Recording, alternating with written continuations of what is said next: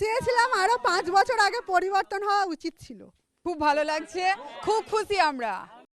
আজকে যে আমাদের মানে এখানকার যে সন্ত্রাসের যিনি রাজ জাহাঙ্গীর খান, আজকে তিনি গ্রেপ্তার হয়েছে, তার আনন্দেই আমরা সব থেকে বেশি খুশি। বড় জিনিস, উনি ভোট তো করতে দিতই না, এমনকি আমরাও পর্যন্ত ফার্স্ট যে ভোট হয়েছিল সেই ভোট আমরা দিতে যাইনি, আমাদেরকে বারণ করে দিয়েছিল।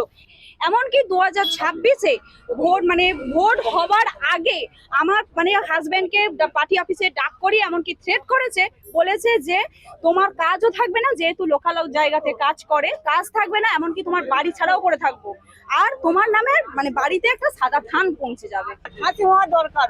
কেন প্রচন্ড অত্যাচার করেছে, অত্যাচার পার্টি অফিসে নিয়ে গিয়ে মারধর করেছে, আমার বাচ্চা ছেলেকে কোলে করে তুলে নিয়ে গিয়ে। এগুলো কে সহ্য করবে? নাক দিয়ে আমার স্বামীকে রক্ত বার করে দিয়েছে, বাচ্চারা হয়েছিলাম 1.5-2 মাস।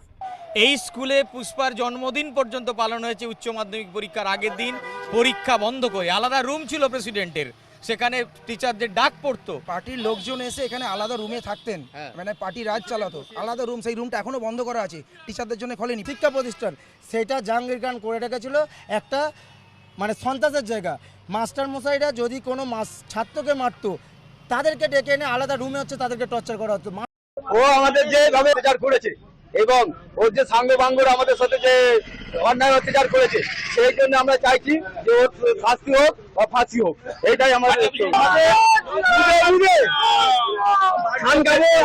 দেওয়ার জন্য সব রেডি ছিল। জাহাঙ্গীর খান অগ্নস্তরের ভেতরে আছে।